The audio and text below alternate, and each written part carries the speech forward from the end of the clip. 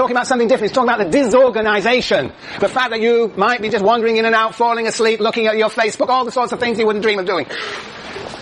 Yeah, so that's, basically this is a matter of power, this is a matter of coordination. Slightly different. He's making a slightly different point. In the beginning of this chapter, he talks about the importance of leadership as a way of coordinating, ensuring the coordination among parts. Yes, Jason? I'm confused as if all of these statements run fluid or if there are stages What do you think Durkheim is saying? I think they happen kind of simultaneously. Yeah. I think so. I think, they are different, but there's no reason why they should not be happening simultaneously. And there's no argument, I believe, no argument here about them happening sequentially. There's nothing, I believe, in this text to suggest that. And I think naturally they can, in fact, occur simultaneously. There's no reason why they shouldn't. And I think that's how he conceives of it. Yes, Matthew? The impression I get from reading this chapter is that... Which chapter? Oh, I'm sorry. The one with the discontinuous chapter? Yeah. Is that they never actually happened. Because on 326 and 27, it says that, well, concentrating that... But exceptional circumstances must prevail for the division of labor. It seems like they're such exceptional. No, they're all, this is the weird thing about Durkheim. These are all abnormal because they're exceptional. They're all exceptional. But in fact, they're contemporary. But is he, I guess in the other chapters, I feel like he describes it individually. This one, I feel like describes it. Yes, well, I think, he doesn't give many examples in this chapter. It's mainly, again, the capital labor malcoordination. But I think this has to answer the same question as my response to Jason, that their status is similar. I think that he does see malcoordination happening all the time. And in fact, the discontinuous is often very linked to the anomic rather than the force, by the way, Jason.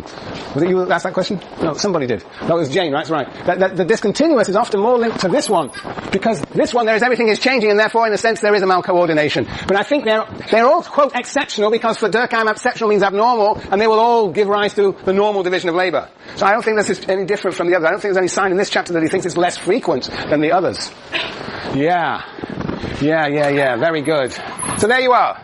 I mean, one example would be, for example, the relationship between family and the division of labor.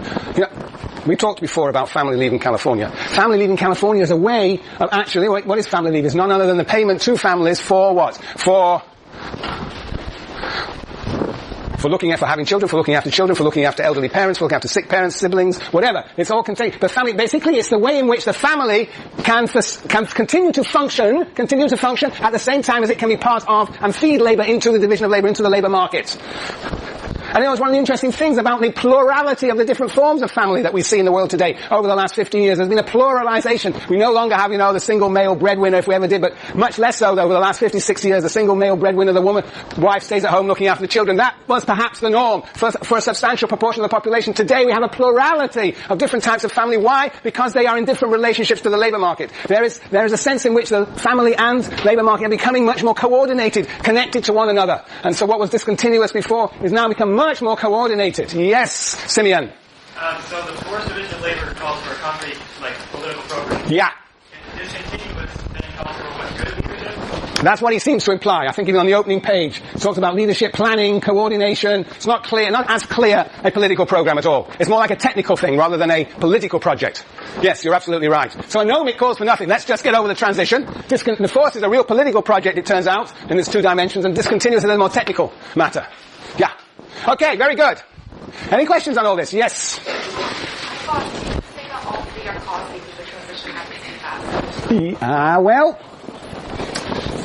Well, Durkheim is suggesting the transition happens fast, and that leads to the anomic division of labor.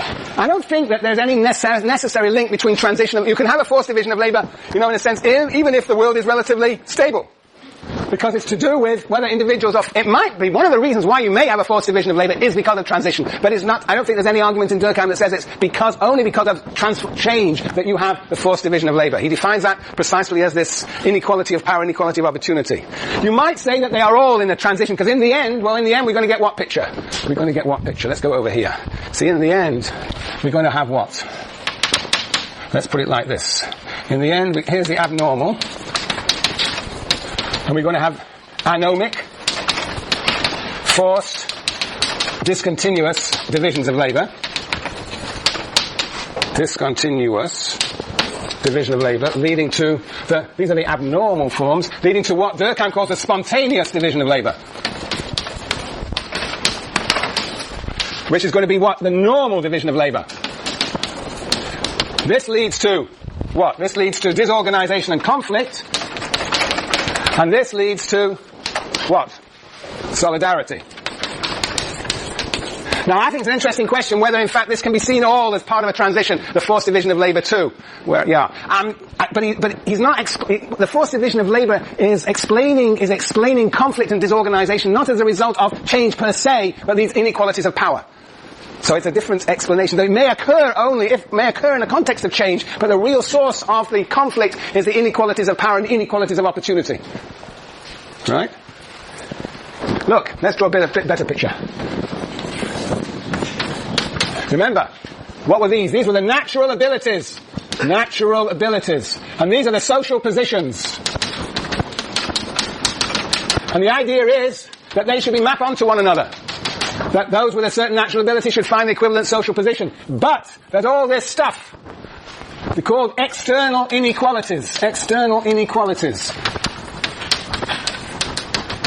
And what are those external inequalities? Well, there is inheritance of wealth. Well, basically it reduces to inequality of opportunity, and inequality of power. And then eventually the inequality of opportunity becomes equality of opportunity, inequality becomes equality of power, and then you have hunky-dory, this situation. Natural social positions, and they're in correspondence with one another.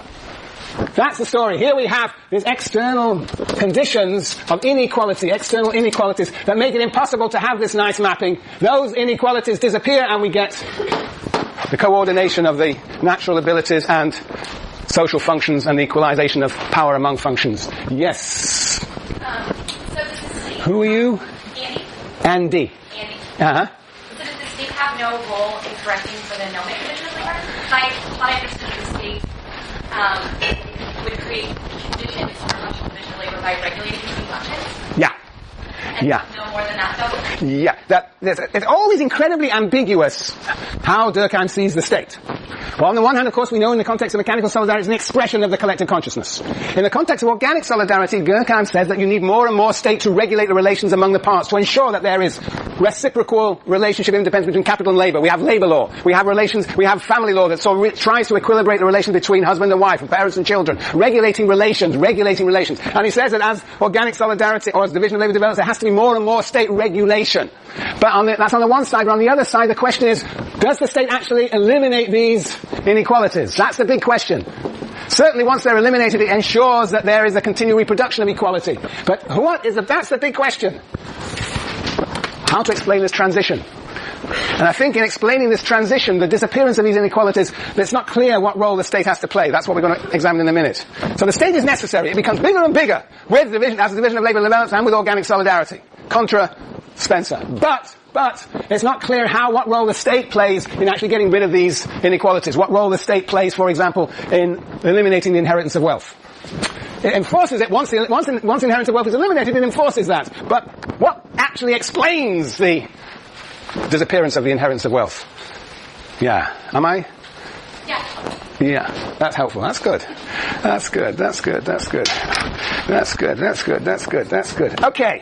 So that is the question. Well, that's where we are. How does Durkheim explain the disappearance of these inequalities? Nick? So Yeah. those programs that get rid of inequalities? Yeah. Is that just programs of social justice? Yeah. What is that? Where does it come from? Well, we're already beginning to answer the question. So Durkheim says that for the forced division of labour to give rise to the spontaneous division of labour, you have to have this equality of power. And here it says that's equivalent to social justice. Okay, so where does the social justice come from? That's your question. Do you know what Durkheim says? Any idea where social justice comes from? Yes. You see, so what is happening with all this, there's one other thing which we haven't talked about, and that's the change in the collective consciousness. Along with this, the collective consciousness is changing. So what is happening? What is happening to the collective consciousness as one moves from the abnormal to the normal? Yes, Alex? It gets weaker. Yes, well, generally as one moves to organic solidarity, it gets weaker. But what about its content, Arman? It becomes more focused on justice, social justice. We'll come to your question in a minute. Social justice becomes important. What else? Yes, Jessica?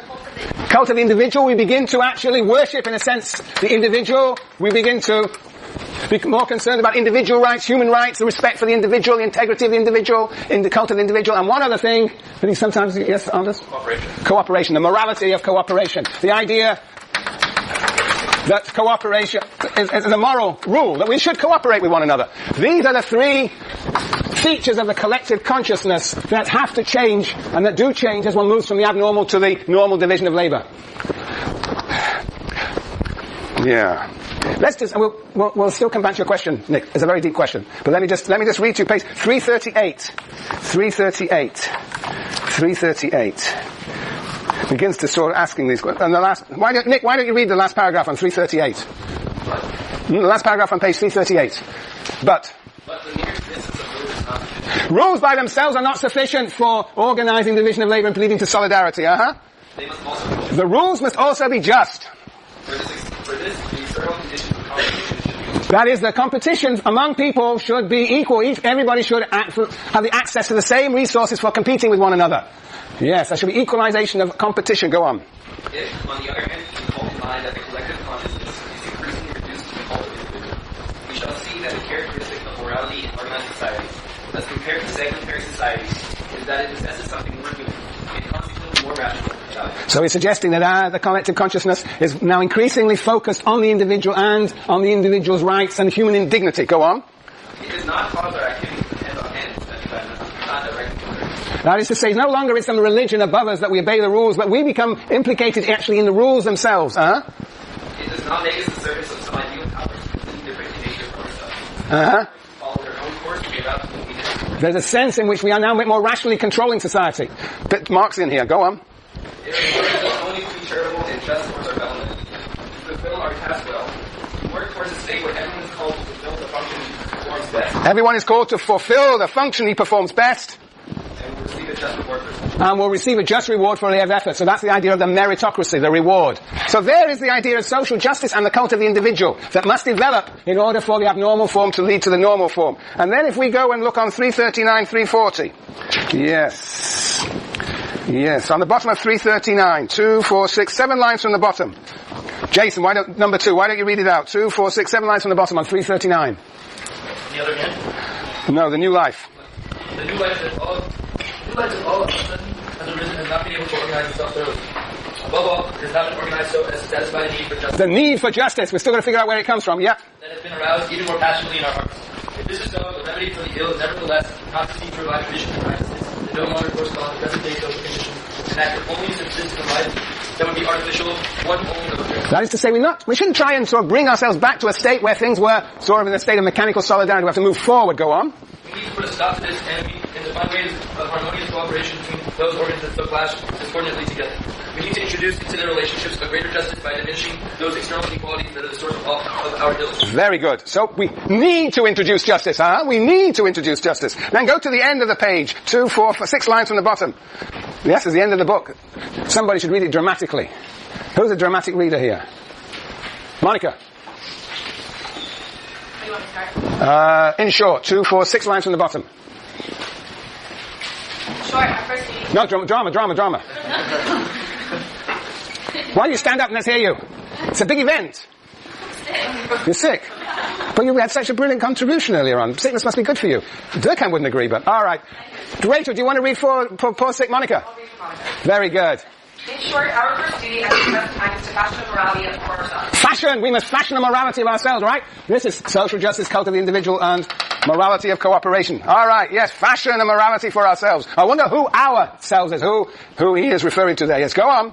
Such a task cannot be confined to the silence of the study. So what does that mean? That means what? Cannot be improvised in the silence of the study. Come on. Nick. Yes, you can't do it by just writing a book as incomprehensible as this one. Right? I mean, you can't do it in the silence of the study, no talking to yourself, okay? You've got to go outside and practice it. Very good, Rachel. Yes. It can arise only of its own volition, gradually and under the pressure of internal causes. It can arise only of its own volition. It's going to